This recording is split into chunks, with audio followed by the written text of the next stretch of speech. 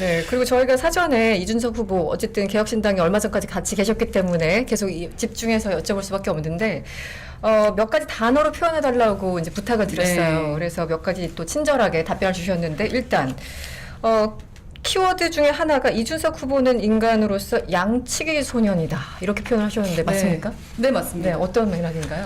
그러니까 양치기 소년이잖아요. 소년. 처음에는 주목받는 소년이었죠.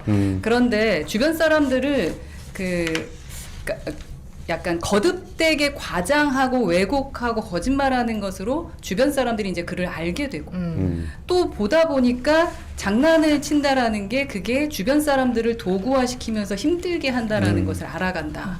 그래서 저는 좀 양치기 소년이라는 생각이 들고 이준석 후보 하면 저는 사실은 경험하면서 느꼈던 점은 진짜 거짓말쟁이다. 아. 네.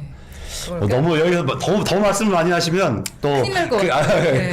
나중에 또 한번 그건 또 하겠습니다만. 그리고 네. 또 중요한 거 있어요. 자기만 잘났어. 그건 확실한 것 그런 같습니다. 거예요. 타인을 자꾸 깎아먹어. 그래서 너무 궁금한 게 네. 이 양치기 소년 맥락이긴 한데 시간이 많이 없습니다만 이거 하나 정말 물어보고 싶어요. 네, 단일화 어떻게 되는 겁니까? 저는 단일화 한다고. 한다. 아, 이유는 어떤? 네. 네?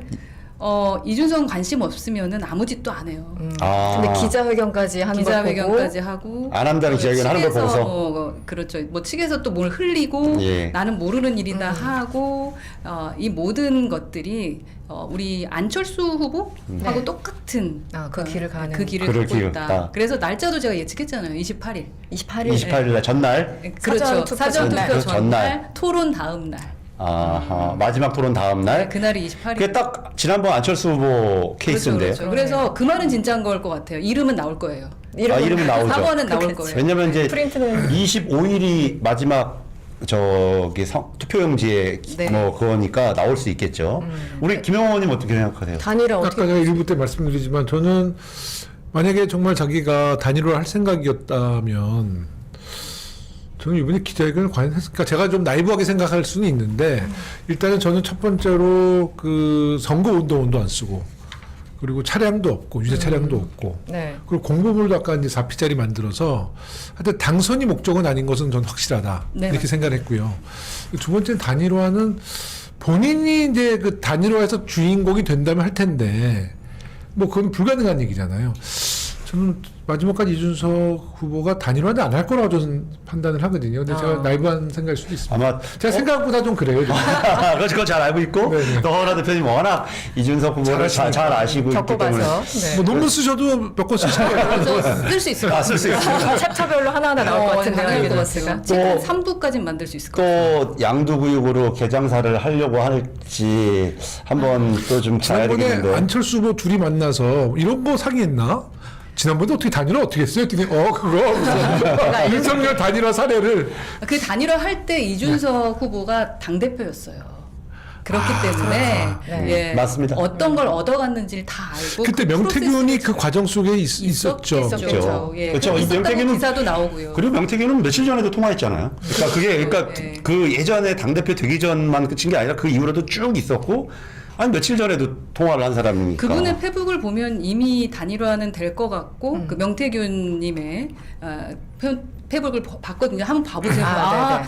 단일화 되겠구나. 그리고 이분은 이준석을 미는구나라는 것이 보입니다. 거기만큼 신뢰하는 관계가 없는 것 같아요. 그 명태균 씨가 여러 사람들에 대해서 부정적인 얘기를 했지 않습니까? 홍준표 전 시장, 뭐 오세훈 등등에 대해 했는데 이준석에 대해서만큼은 그런 정도의 강도를 본 적이 없고 오히려 진짜 친하다고 하더라고요. 우호적인 그런 네. 것이고. 나중에 아주 이거 자세히 좀 한번 생방이잖아요. 풀어볼게요. 예. 네. 이거 좀 이따 단독 보도 나올 것 같아. 단독 보도. 네네. 저 김문수 이준석 단일화 28일. 윤석열 안철수 단일화 모델 따라.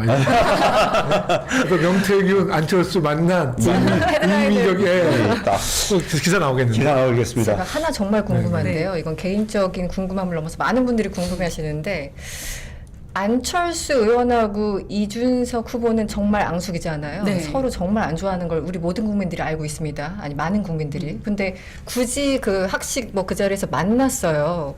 저는 그게 굉장히 참 기이하다라고 느꼈는데 그것도 하나의 또 단일화 그 연상시키는 하나 에비던스가 될 수 있을지 모르겠는데 어떻게 보였습니까 그 장면은? 그러니까 서로가 시너지를 내는 방법을 아는 것 같습니다. 네, 안철수 후보, 안철수 의원님 같은 경우는 네. 이제 앞으로 당권에서 본인의 존재감이 중요할 거고요. 지금 현재 김문수 후보 곁에는 의원들이 많지 않은 것으로 알고 있습니다. 네, 네. 그러니까 지지를 많이 안 해주고 계시고 그렇다면 향후에 본인의 모습을 어떻게 취해야 되느냐에서 가장 큰 핵심이 아마 이준석 일 겁니다. 그 안철수 후보한테는. 그래서 기존에 또 한번 토론회는 했었죠. 아니고 뭐 인공지능인가요? 뭐 그런 거 뭐, 같이 네네. 한번 했었었고요.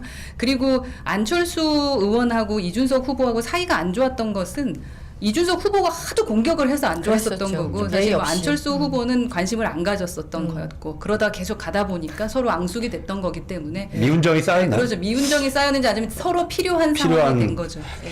안철수 의원도 이제 정치 그만해야 될 때가 한참 지났는데 이미 그분은 지난번 단일화로 윤석열을 만들어 놓은 그 죄과에서 벗어날 수 없는 사람이거든요. 예. 예. 어떻게든 근데 서로 다 벗어나고 싶어 하니까. 손가락 잘라야 될 사람인데 네. 그런 의미에서 우리 허은하 대표님이 두 번째로 키워드. 키워주신 게 요란한 유튜버다. 예. 뭐 이미 아까 우리 쇼츠 얘기도 많이 네. 했습니다만 이 의미는 어떤 거세요?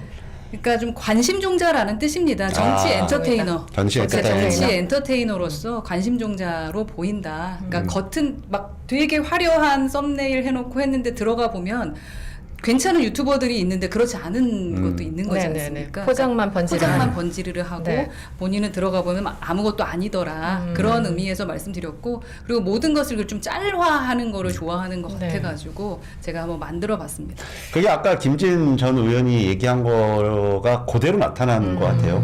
그런 정식으로 좀 들어가 봤더니 그래도 그냥 합리적인 보수인 줄 알았더니 들어가 봤더니 완전 극우 논리와 갈라치기 네, 맞아요. 이런 거 가지고 안타까운 건 좀 미디어가 만들어낸 괴물이 돼버렸다라는 생각이 네. 좀 들어요.